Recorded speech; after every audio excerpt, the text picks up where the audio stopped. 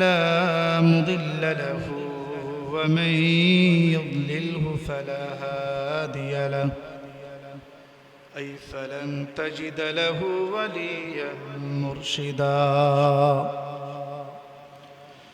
ونشهد أن لا إله إلا الله وحده لا شريك له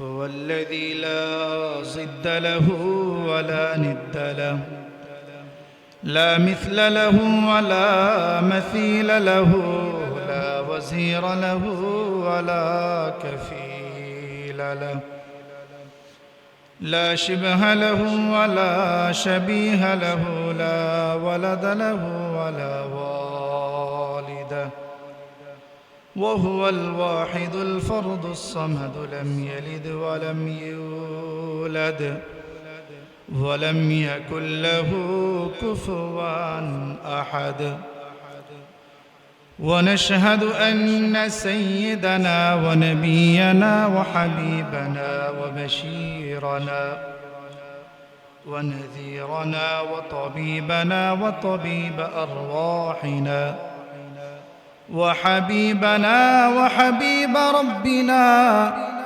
محمدًا عبد الله ورسوله أما بعد فقد قال الله تعالى في كلامه المجيد وفي فرقانه الحميد أعوذ بالله من الشيطان الرجيم بسم الله الرحمن الرحيم لن ينال الله لحومها ولا دماؤها ولكن يناله التقوى منكم كذلك سخرها لكم لتكبروا الله على ما هداكم وبشر المحسنين وقال رسول الله صلى الله عليه وسلم ما عمل ابن آدم من عمل يوم النحر أحب إلى الله من إهراق الدم وإنه ليأتي يوم القيامة بقرونها وأشعارها وأظلافها وإن الدم ليقع من الله بمكان قبل أن يقع من الأرض فطيبوا بها نفسا أو كما قال عليه الصلاة والسلام صدق الله المولانا العظيم وصدق رسوله النبي الكريم ونحن على ذلك لمن الشاهدين والشاكرين والحمد لله رب العالمين وقال تعالى في شان حبيبه ومحبوبه ومعصومه مخبرا وآمرا إن الله وملائكته يصلون على النبي يا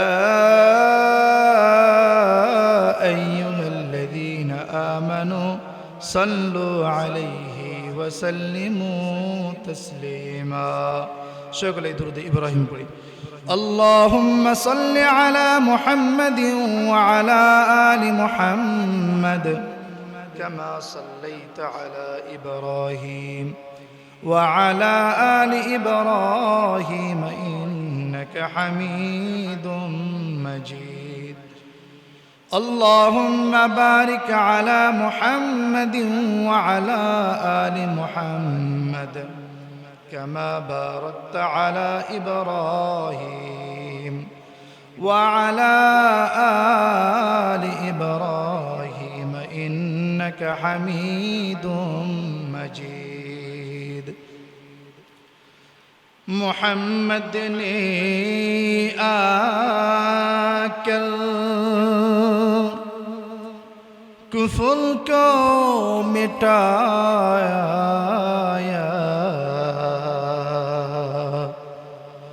کفر کو مٹا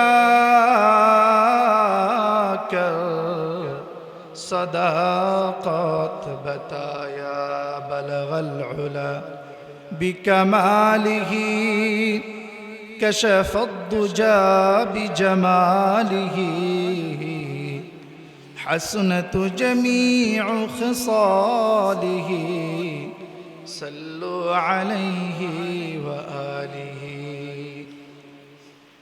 توحید کی امانات سینوں میں ہے ہمارا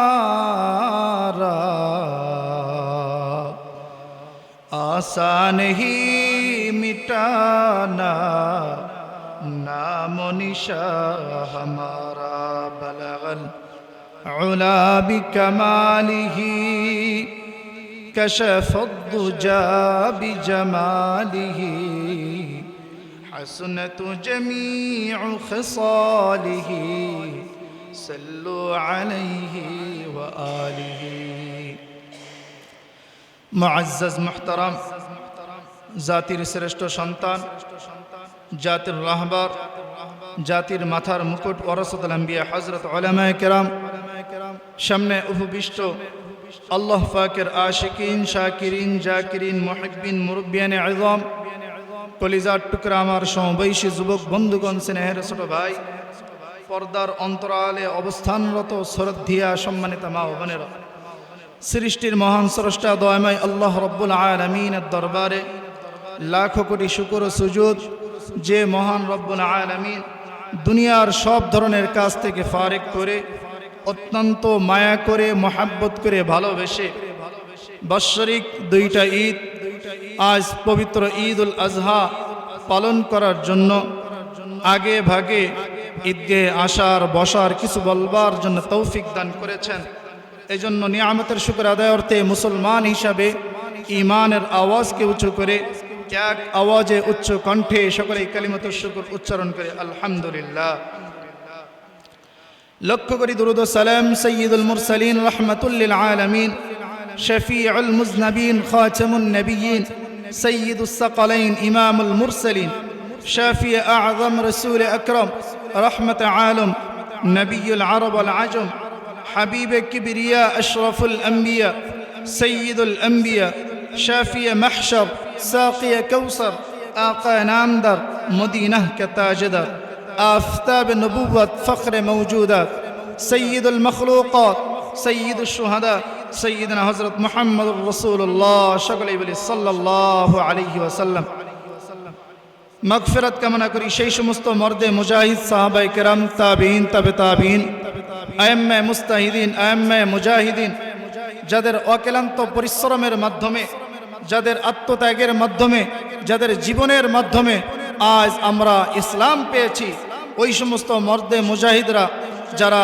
দুনিয়া ত্যাগ করে পরলোকের দিকে পাড়ি জমিয়েছেন আল্লাহ রাব্বুল আলামিন দুনিয়ার জীবনের সব ধরনের ভুল ত্রুটিগুলো ক্ষমা করে দিয়ে তাদেরকে যেন জান্নাতুল ফেরদাউসের উচ্চ মাকাম দান করেন। সকলে বলেন আল্লাহুম্মা আমিন। আরও মাগফিরাত কামনা করি সেই সমস্ত মর্দে মুজাহিদ যাদের কারণে আজ আমরা দুনিয়ার আলো দেখতে পেয়েছি। আমাদের পিতামাতা পিতামহ মাতামহ ভাই বেরাদার আত্মীয় স্বজন যাদের মাধ্যমে আজ আমরা দুনিয়ায় আসছি এবং তাদেরকে আমরা পিছনে রেখে আসছি অর্থাৎ কবরস্থ করেছি আল্লাহ রাব্বুল আলামিন যেন তাদের জীবনে সব ধরনের ভুল ত্রুটিগুলো ক্ষমা করে দিয়ে তাদেরকে জান্নাতের উচ্চ মাকাম দান করেন। সকলে বলেন আল্লাহুম্মা আমিন।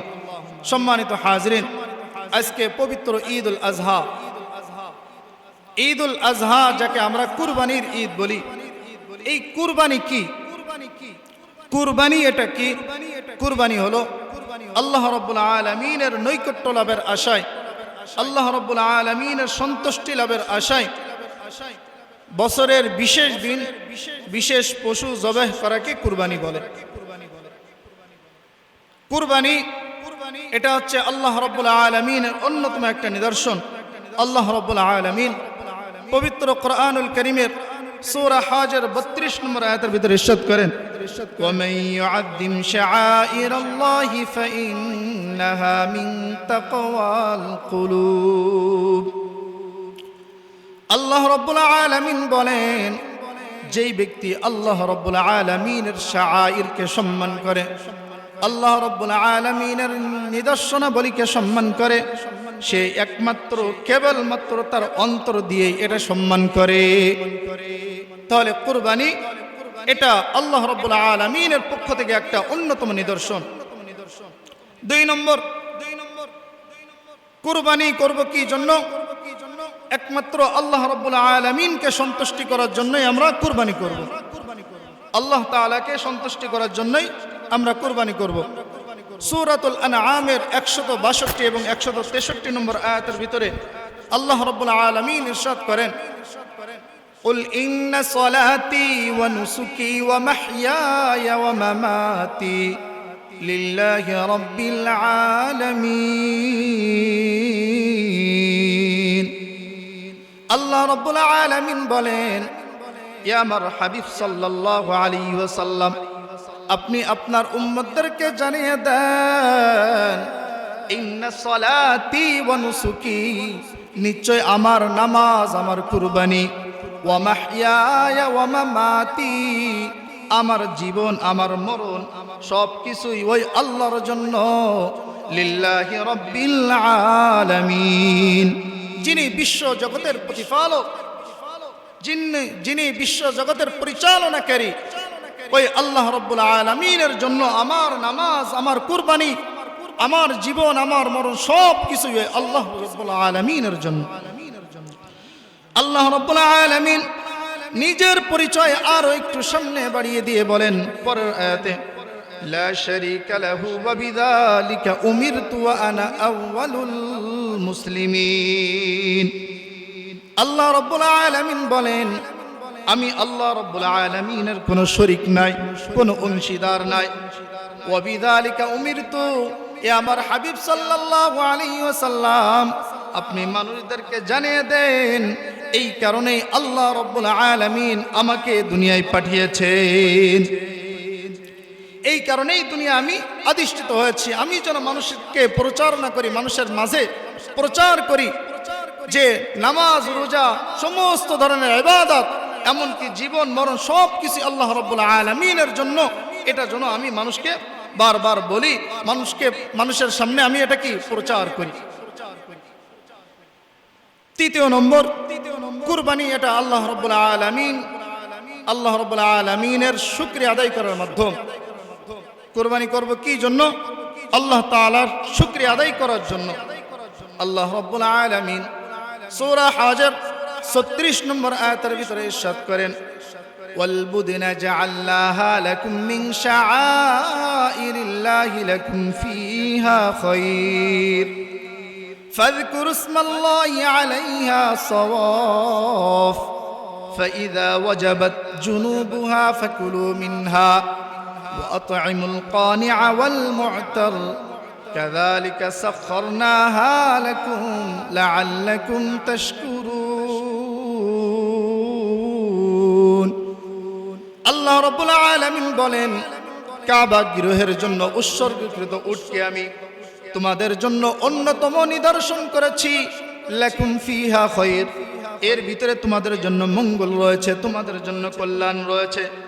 ফাযকুরু ইসমাল্লাহি আলাইহা সাওয়াফ, যখন সেইগুলো এই উটগুলো সারিবদ্ধভাবে রাখা হয় এবং সারিবদ্ধভাবে তাদেরকে জবেহ করা হয়, ওই জবেহ করার সময় তোমরা আল্লাহ রাব্বুল আলামিনের নাম স্মরণ করো। উট জবেহ করে কিভাবে? সারিবদ্ধভাবে দাঁড়ানো অবস্থায় উটকে জবেহ করে। কিভাবে জবেহ করে? সারিবদ্ধভাবে উট দাঁড়ানো অবস্থায় জবেহ করে। কিন্তু অন্যান্য পশু, গরু, মহিষ, ছাগল, ভেড়া সবগুলো কিন্তু সবাই জবাহ করতে হয়। শুধুমাত্র একমাত্র উট একমাত্র প্রাণী যাকে কি দাঁড় করিয়ে দাঁড়ানো অবস্থায় তাকে কি খুর মারতে হয়। তো আল্লাহ রাব্বুল আলামিন বলছেন, যখন সারিবদ্ধভাবে দাঁড়ানো থাকে ওই সময় জবাহ করার সময় তোমরা আল্লাহ রাব্বুল আলামিনের নাম স্মরণ করো। فإذا وجبت جنوبها فكلوا منها وأطعموا القانع والمعتر। যখন ওট আস্তে আস্তে রক্ত শেষ হয়ে যাওয়ার পরপরই যখন সেটা কাত হয়ে পড়ে যায়, ওই সময় তোমরা তার থেকে তোমরা নিজেরা আহার করো এবং তাদেরকে আহার করাও যারা তোমাদের কাছে কিছু চায়, আর তাদেরকে আহার করাও যারা তোমাদের কিছু চায় না। অর্থাৎ গরিব মানুষ যারা তোমাদের কাছে চায় তাদেরকেও তোমরা আজকে আহার করাও, যারা তোমাদের কাছে চায় না অথচ তুমি জানো এরা গরিব, এরা কুরবানি দিতে পারে না, সুতরাং আজকে তুমি তাদেরকেও আহার করাও। কাযালিকা সাখখারনাহা লাকুম লাআল্লাকুম তাশকুরুন। এমনি ভাবেই পশুগুলোকে আমি তোমাদের জন্য বশীভূত করে দিয়েছি, লাআল্লাকুম তাশকুরুন, যাতে করে তোমরা আল্লাহ রাব্বুল আলামিনের কৃতজ্ঞতা প্রকাশ করো। তাহলে কুরবানি করব কি জন্য? আল্লাহ রাব্বুল আলামিনের কৃতজ্ঞতা আদায় করার জন্য আমরা কুরবানি করব। সম্মানিত হাজিরিন, কুরবানি করব আমরা নিজের লাভের জন্য। কি জন্য? নিজেদের লাভের জন্য আমরা কুরবানি করব। মুসনাদে আহমদের 19283 নম্বর হাদিস, হযরত যায়েদ ইবনে আরকাম রাদিয়াল্লাহু তাআলা আনহু থেকে বর্ণিত, আল্লাহর হাবিব সাল্লাল্লাহু আলাইহি ওয়াসাল্লামকে সাহাবায়ে কেরাম একবার প্রশ্ন করলেন, قال أصحاب رسول الله صلى الله عليه وسلم يا رسول الله ما هذه الأضاحي।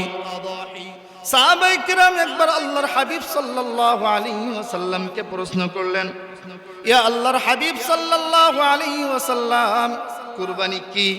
কুরবানি এটা কি? আল্লাহর হাবিব সাল্লাল্লাহু আলাইহি ওয়াসাল্লাম সাহাবাদেরকে বললেন, ও আমার প্রিয় সাহাবীরা, ক্বালা সুন্নাতু আবিকুম ইব্রাহিম আলাইহিস সালাম, এই কুরবানি হলো তোমাদের জাতির পিতা হযরত ইব্রাহিম আলাইহিস সালাতু ওয়াস সালামের সুন্নাত। সাহাবায়ে কিরাম আবার প্রশ্ন করলেন, হে আল্লাহর হাবিব সাল্লাল্লাহু আলাইহি ওয়াসাল্লাম, অন্য নবীর সুন্নাত পালন করে আমাদের কি লাভ? ক্বালু ফামা লানা ফিহা ইয়া রাসূলুল্লাহ, ইয়া আল্লাহর হাবিব সাল্লাল্লাহু আলাইহি ওয়াসাল্লাম, এই সুন্নাত পালন করে আমাদের কি লাভ হবে? আল্লাহর হাবিব সাল্লাল্লাহু আলাইহি ওয়াসাল্লাম তাদের উত্তরে বললেন, ক্বালা বিকুল্লি শা'রাতিন হাসানা। ও আমার প্রিয় সাহাবীরা, তোমরা যেই পশুগুলা কুরবানি করবে ওই পশুর প্রত্যেকটা লোমের বিনিময়ে আল্লাহ রাব্বুল আলামিন তোমাদেরকে সওয়াব দান করবেন। সুবহানাল্লাহ বিহামদি। সাহাবায়ে কেরাম আবার প্রশ্ন করলেন, ইয়া আল্লাহর হাবিব সাল্লাল্লাহু আলাইহি ওয়াসাল্লাম, বিষয়টা যদি এমন হয়, যদি প্রত্যেকটা লোমের বিনিময়ে যদি একটা করে নেকি পাওয়া যায়, সওয়াব পাওয়া যায়, তাহলে ভেড়ার গায়ে তো অতিরিক্ত পশম, তাহলে ভেড়ার লোমের বিনিময়ে আল্লাহ রাব্বুল আলামিন আমাদেরকে সওয়াব দান করবেন কি? ক্বালু ফাসসুফ ইয়া রাসূলুল্লাহ, ইয়া আল্লাহর হাবিব সাল্লাল্লাহু আলাইহি ওয়াসাল্লাম, ভেড়ার পশমের বিনিময়ে কি আল্লাহ রাব্বুল আলামিন আমাদেরকে এই পরিমাণ সওয়াব দান করবেন? আল্লাহর হাবিব সাল্লাল্লাহু আলাইহি ওয়াসাল্লাম সাহাবাদেরকে উদ্দেশ্য করে বলছেন, ক্বালা বিকুল্লি শা'রাতিন মিনাস সুফি হাসানা। ইয়া আমার সাহাবায়ে কেরাম, ভেড়ার প্রত্যেকটা পশমের লোমের বিনিময়ে আল্লাহ রাব্বুল আলামিন তোমাদেরকে এই পরিমাণ সওয়াব দান করবেন। সুবহানাল্লাহি ওয়া বিহামদি। এইজন্য কুরবানি করব কি জন্য? কুরবানি করব আমাদের নিজেদের লাভের জন্য। কুরবানি করব সব লাভের আশায় আমরা কি করব? কুরবানি করব। শুধু তাই নয়, জামে তিরমিজির 1493 নম্বর হাদিস, আল্লাহর হাবিব সাল্লাল্লাহু আলাইহি ওয়াসাল্লামের প্রিয় সহধর্মিনী আম্মা জান আয়েশা সিদ্দিকা রাদিয়াল্লাহু তাআলা আনহা থেকে বর্ণিত, তিনি বলেন, ক্বালা রাসূলুল্লাহ সাল্লাল্লাহু আলাইহি ওয়াসাল্লাম, আল্লাহর হাবিব সাল্লাল্লাহু আলাইহি ওয়াসাল্লাম ইরশাদ করেছেন, মা আমিলা ইবনু আদম মিন আমালি ইয়াওমান নাহরি আহাব্বা ইলাল্লাহি মিন ইহরাকিদ দাম। আজকের এই কুরবানির দিন আদম সন্তানের জন্য ফরজ ইবাদতের পর আল্লাহ রাব্বুল আলামিনের নৈকট্য লাভের একমাত্র উপায়, একমাত্র উত্তম ইবাদত হলো আজকের পশুর রক্ত প্রবাহিত করা। তাহলে আদম সন্তানের জন্য কুরবানির দিন ফরজ ইবাদতের পরে সবচাইতে উত্তম ইবাদত হলো কুরবানি করা, পশুর রক্ত প্রবাহিত করা। তাহলে আজকের উত্তম ইবাদত কি? কুরবানি করা। আজকের উত্তম ইবাদত কি আমাদের জন্য? কুরবানি করা। আল্লাহর হাবিব সাল্লাল্লাহু আলাইহি ওয়াসাল্লামকে সাহাবায়ে কেরাম আবার জিজ্ঞেস করলেন, ইয়া আল্লাহর হাবিব সাল্লাল্লাহু আলাইহি ওয়াসাল্লাম, আমাদের জন্য আর কি লাভ রয়েছে? আল্লাহর হাবিব সাল্লাল্লাহু আলাইহি ওয়াসাল্লাম বলেন, ওয়া ইন্নাহু লায়াতি ইয়াউমাল কিয়ামাতি বিকুরুনিহা ওয়া আশআরিহা ওয়া আযলাফিহা। কিয়ামতের দিন কঠিন বিভীষিকাময় মুহূর্তে যখন মানুষ ইয়া নাফসি করতে থাকবে, মানুষের যখন হিসাব নিকাশ শেষ হয়ে যাবে, কিছু মানুষকে আল্লাহ রাব্বুল আলামিন জাহান্নাম কনফার্ম করে দিবেন যে এরা হচ্ছে জাহান্নামবাসী, এরা হচ্ছে জাহান্নামবাসী। ফেরেশতারা তাদেরকে হাঁকিয়ে তাড়িয়ে তাড়িয়ে নিয়ে যাবে জাহান্নামের দিকে। ওই সময় এই কুরবানির পশুগুলো আল্লাহ রাব্বুল আলামিনের সামনে তাদের লোম খুর এবং তাদের শিং নিয়ে আল্লাহ তাআলার সামনে দাঁড়িয়ে যাবেন। ইয়া রাব্বুল আলামিন, এ পরওয়ারদিগার আলম, আমরা জানি এই মানুষগুলোর বিগত সমস্ত আমলগুলো সব বিফলে চলে গেছে, এই মানুষগুলোর আমলগুলো সব পণ্ড হয়ে গেছে, এই মানুষগুলোর আমল সব তাদেরকে বিপদে ফেলে দিচ্ছে। ইয়া রাব্বুল আলামিন, কিন্তু দুনিয়ার জগতে শুধুমাত্র একমাত্র কেবলমাত্র তারা আপনার সন্তুষ্টির জন্য তারা আমাদেরকে আল্লাহ আপনার রাস্তায় কুরবানি করেছে।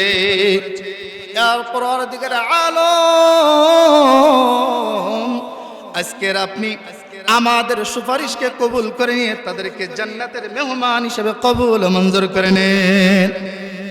কিয়ামতের দিন এই পশু কুরবানি পশুগুলো আমাদের জন্য সুপারিশকারী হয়ে যাবে। কুরবানির পশু আমাদের সুপারিশকারী হয়ে যাবে। যখন আমাদের জন্য জাহান্নাম কনফার্ম হয়ে যাবে, ওই সময় ওই মুহূর্তে এই পশুগুলো তাদের লোম শিং এবং খুর নিয়ে আল্লাহ তাআলার সামনে সুপারিশ করার জন্য দাঁড়িয়ে যাবে।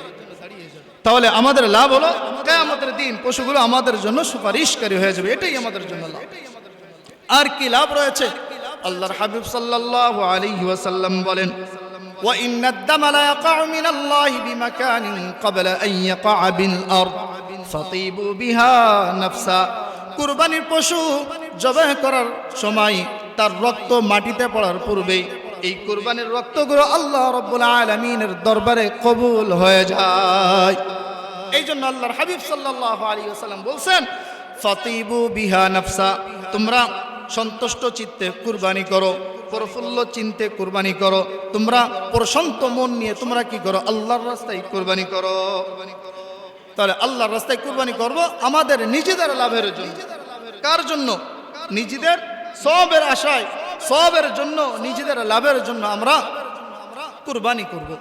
সম্মানিত হাজিরিন, এই কুরবানি আল্লাহ রাব্বুল আলামিনের পক্ষ থেকে আমাদের জন্য মেহমানদারি। আপনি আপনার বন্ধুদেরকে একটা কোনো কিছু গিফট করলেন, উপহার দিলেন, এই উপহার দেওয়ার পরে আপনি কি তার থেকে আবার এই উপহারটা ফেরাই নেওয়ার আশায় কখনো গিফট করেন?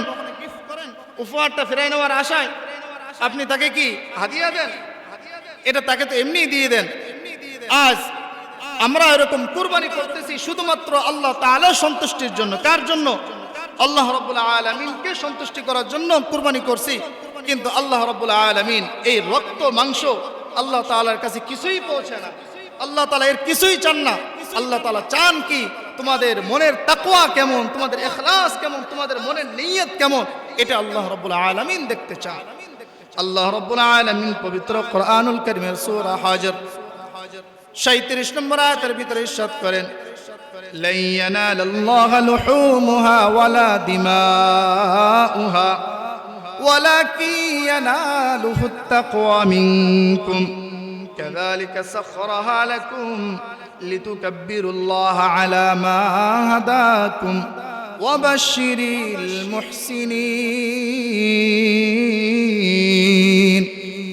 আল্লাহ রাব্বুল আলামিন বলেন, তোমাদের রক্ত মাংস কিছুই আমার নিকটে পৌঁছে না, পৌঁছে শুধুমাত্র তোমাদের অন্তরের তাকওয়া। তোমাদের অন্তরের তাকওয়া আমার কাছে পৌঁছায়।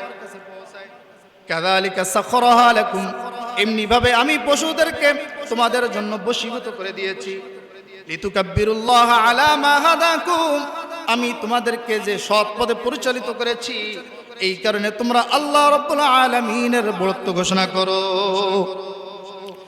ইয়া আমার হাবিব সাল্লাল্লাহু আলাইহি ওয়াসাল্লাম, যারা সৎ কর্মপরায়ণশীল, যারা সৎ পথে কি করে পরিচালিত হয়, নিজেদেরকে পরিচালনা করে, আল্লাহর হাবিব সাল্লাল্লাহু আলাইহি ওয়াসাল্লাম আপনি ওয়াবাশশিরিল মুহসিনিন, আপনি ওই সমস্ত মুহসিন ব্যক্তিদেরকে জান্নাতের সুসংবাদ দান করেন। তাহলে যারা কুরবানি করবে আল্লাহ রাব্বুল আলামিন তাদেরকে জান্নাতের সুসংবাদ দান করছেন। সুবহানাল্লাহি ওয়া বিহামদিহি। সম্মানিত হাজিরিন, এই কুরবানি আমাদের জন্য কি পরিমাণ গুরুত্বপূর্ণ।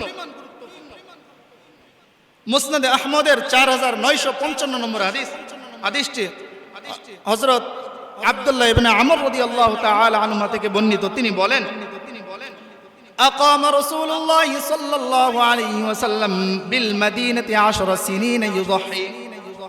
আল্লাহর হাবিব সাল্লাল্লাহু আলাইহি ওয়াসাল্লাম মদিনায় ছিলেন 10 বছর। কয় বছর? মদিনায় ছিলেন দীর্ঘ 10 বছর। এই 10 বছরে প্রত্যেক বছরই আল্লাহর হাবিব সাল্লাল্লাহু আলাইহি ওয়াসাল্লাম নিজে কুরবানি করেছেন। প্রত্যেকটা বছরই আল্লাহর হাবিব সাল্লাল্লাহু আলাইহি ওয়াসাল্লাম কুরবানি করেছেন। তাহলে কুরবানির কি পরিমাণ গুরুত্ব রয়েছে। যদি গুরুত্ব কম থাকতো হয়তো আল্লাহর হাবিব সাল্লাল্লাহু আলাইহি ওয়াসাল্লাম কোনো একটা বছর বাদ দিয়ে দিতেন অথবা কোনো একটা বছর গ্যাপ দিতেন, কিন্তু এর গুরুত্বের কারণে আল্লাহর হাবিব সাল্লাল্লাহু আলাইহি ওয়াসাল্লাম মদিনায় যে 10 বছর অবস্থান করেছিলেন প্রত্যেকটা বছরই কুরবানি করেছেন। শুধু তাই নয়, যাদের সামর্থ্য রয়েছে অথচ কুরবানি করবে না, আল্লাহর হাবিব সাল্লাল্লাহু আলাইহি ওয়াসাল্লাম তাদেরকে ধমক দিয়েছেন। সুনানে ইবনে মাজার 3123 নম্বর হাদিস, মুসনাদে আহমদের 8273 নম্বর হাদিস।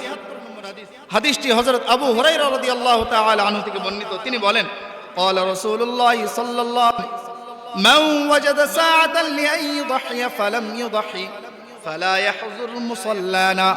অন্য এক রিওয়ায়াতে রয়েছে من وجد ساعة لأن يضحي فلا يقربن مصلانا। যে ব্যক্তির সামর্থ্য থাকা সত্ত্বেও কুরবানি করলো না সে যেন আমাদের ঈদগাহের নিকটবর্তীও না হয়। যে ব্যক্তির সামর্থ্য রয়েছে কিন্তু কুরবানি করে না এই ব্যক্তি যেন ঈদগাহের নিকটবর্তীও না আসে। এই জন্য সামর্থ্য থাকবে আর কুরবানি করব না এটা যেন কারণ না হয়। এদিকে আমরা সজাগ দৃষ্টি রাখবো। আমাদের সমাজের ভিতরে এমন অনেক মানুষ রয়েছেন যারা বলেন, হুজুর আমার ছেলের কুরবানি, আমার ছেলের আকিকা রয়েছে, আমার আকিকা আগে এরপরে কুরবানি, আমার আকিকা আগে এরপরে কুরবানি। এমন কিছু মানুষ রয়েছেন, এই জন্য তারা কুরবানি করে না অথচ কুরবানি তাদের উপর ওয়াজিব। কুরবানি করে না, ছেলের আকিকা নিয়ে ব্যস্ত হয়ে যায়, নিজের আকিকা নিয়ে ব্যস্ত হয়ে যায়। আরে আকিকা তো সুন্নাত। আপনার এখান থেকে 6 দিন আগে মনে করেন আপনার ছেলে সন্তান হয়েছে, মেয়ে সন্তান হয়েছে, আজকের আপনার 7ম দিন, আজকে তার জন্য আকিকা করা সুন্নাত। কিন্তু এই মুহূর্তে যদি আপনার উপরে কুরবানি ওয়াজিব হয়ে যায়, আকিকা বাদ আগে কুরবানি, আকিকা বাদ আগে কি কুরবানি করতে হবে। যদি সামর্থ্য থাকে কুরবানি এবং আকিকা একসাথে কি করা যাবে, করা যাবে। কুরবানি এবং আকিকা একসাথে করা যাবে, 2 পশুর মাধ্যমে কি আপনি সেটা করে নিতে পারবেন। কিন্তু আকিকা এমন একটা সুন্নাত যেই সুন্নাতটা বছরের যে কোনো এক টাইমে আপনি যদি পালন করেন আদায় হয়ে যাবে। কিন্তু কুরবানি বছরে অন্য কোনো টাইমে আদায় করলে কি পালন হবে, আদায় হবে? তাহলে কুরবানির জন্য নির্দিষ্ট টাইম রয়েছে, নির্দিষ্ট দিন রয়েছে। এই নির্দিষ্ট 3 দিনের ভিতরে 10ই জিলহজ, 11ই জিলহজ, 12ই জিলহজ, এই 3 দিন হচ্ছে কুরবানির টাইম। এই 3 দিনের ভিতরে কুরবানি করতে না পারলে বছরে অন্য কোনো টাইমে আপনি কুরবানি করলে কুরবানি আদায় হবে না। এই জন্য আকিকা পরে আগে কি, আগে কুরবানি। প্রিয় এলাকাবাসী, এখনো পর্যন্ত যারা বাইরে ঘোরাফেরা করছেন, বাইরে রয়েছেন, দ্রুত ঈদগাহে চলে আসেন। আর মাত্র 11 মিনিট টাইম বাকি আছে, আর মাত্র 11 মিনিট টাইম বাকি রয়েছে। এখনো পর্যন্ত যারা বাইরে ঘোরাফেরা করছেন আপনারা দ্রুত ঈদগাহে চলে আসেন।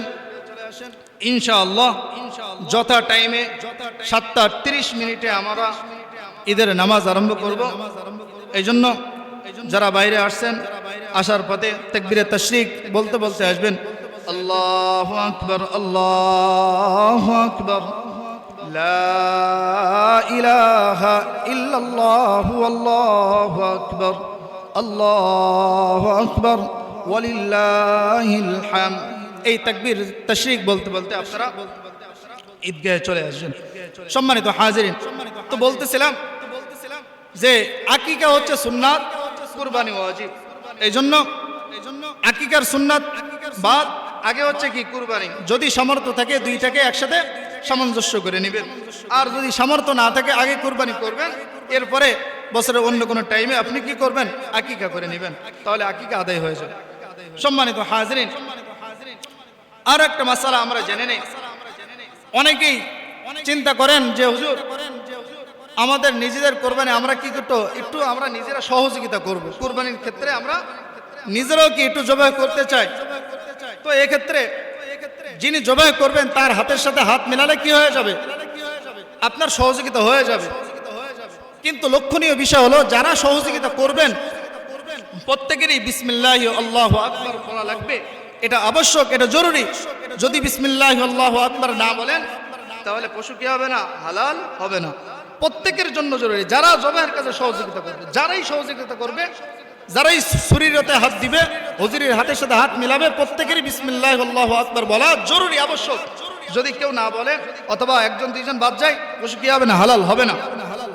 এরপরে অনেক সময় অনাকাঙ্ক্ষিতভাবে ইচ্ছাকৃতভাবে নয়, পশু কি হয় না, জবাই সম্পূর্ণ হয় না, হয়তো একটা রগ বাদ পড়ে যায়, একটা রগ কাটা হয় না, ওই সময় পাশের যিনি কসাই থাকেন উনি কি করেন, সাথে সাথে চাকু মেরে দেন, হয় গোতাগুতি করেন, অথবা কি ওই সেরাটা কাটার জন্য উনি ব্যতিব্যস্ত হয়ে যান।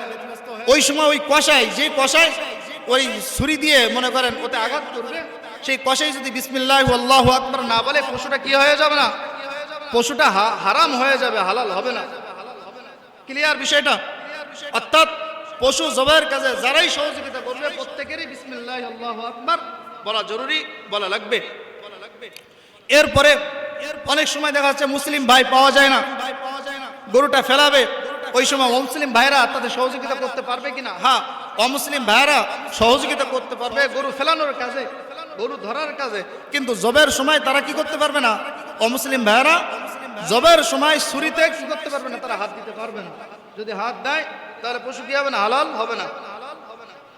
মাসআলা ক্লিয়ার? আরেকটা বিষয়, পশু জবাই করার পরে বিনিময় দেওয়া নেওয়া উভয়টা জায়েজ। যিনি জবাই করবেন তাকে আপনারা বিনিময় দিবেন, যেই জবাই করুক তাকে কি করবেন, আপনারা বিনিময় দিবেন। এই বিনিময় অনেকেই চিন্তা করেন যে হুজুর আপনি যেহেতু জবাই করছেন কিছুক্ষণ পরে এসে চামড়াটা নিয়ে যান, এই চামড়াটা দিলে কি হবে না, বিনিময় আদায় হবে না। পশুর গোস্ত এবং চামড়া নিয়ে কোনো কিছুই দিয়ে বিনিময় দেওয়া নেওয়া জায়েজ নেই। পশু কুরবানি পশুর কোনো কিছু দিয়ে বিনিময় দেওয়া নেওয়া জায়েজ নেই। তবে কি করবেন, আপনার পকেট থেকে আপনি কি করবেন, তাকে হাদিয়া দিয়ে দিবেন। আপনি 1 লাখ টাকা, 1.5 লাখ টাকা, 2 লাখ টাকা দিয়ে আপনি একটা পশু ক্রয় করেছেন, অথচ যিনি জবাই করতেছেন তাকে আপনি খুশি করলেন না। আল্লাহর হাবিব সাল্লাল্লাহু আলাইহি ওয়াসাল্লাম কি বলেন, মাল্লা ইয়ারহামুল্লাহ মাল্লাম ইয়ারহামুন নাস, লা ইয়ারহামুল্লাহু মাল্লাম ইয়ারহামুন নাস। যে মানুষকে দয়া করে না, অনুগ্রহ করে না, আল্লাহ রাব্বুল আলামিন তাকে অনুগ্রহ করেন না। এইজন্য আপনি নিজে মানুষের প্রতি কি করবেন, দয়া করবেন। তো এটা নিজের পকেট থেকে আপনি তাকে কি দেবেন, হাদিয়া দিয়ে দিবেন। অনেকে চিন্তা করেন না হুজুর জবাই করেছে, হুজুরকে 2-1 কেজি গোস্ত দিয়ে দিব পরে, না, এটা বিনিময় হয়ে যাবে। পশুর গোস্ত দিয়ে এটা বিনিময় হয়ে যাবে, সুতরাং এই কাজ করা যাবে না। পশুর গোস্ত চামড়া দিয়ে এটা বিনিময় দেওয়া যাবে না। হ্যাঁ, আপনি হাদিয়া দেন আলাদা। হাদিয়া দেওয়ার পরে যদি আপনি হুজুরকে ভালোবাসেন, হুজুর যদি কি নয় কুরবানি যদি না করেন, তাহলে আপনি কি পরবর্তীতে আপনার গোস্তের ভাগ থেকে আপনি তাকে কি একটু গোস্তের আপনি তাকে শরীক করতে পারেন, এটা হচ্ছে পরবর্তীতে হাদিয়া হবে। কিন্তু এখন দিলে এটা হয়ে যাবে বিনিময়, এটা খেয়াল রাখবেন। সম্মানিত হাজিরিন, আরো একটা বিষয়,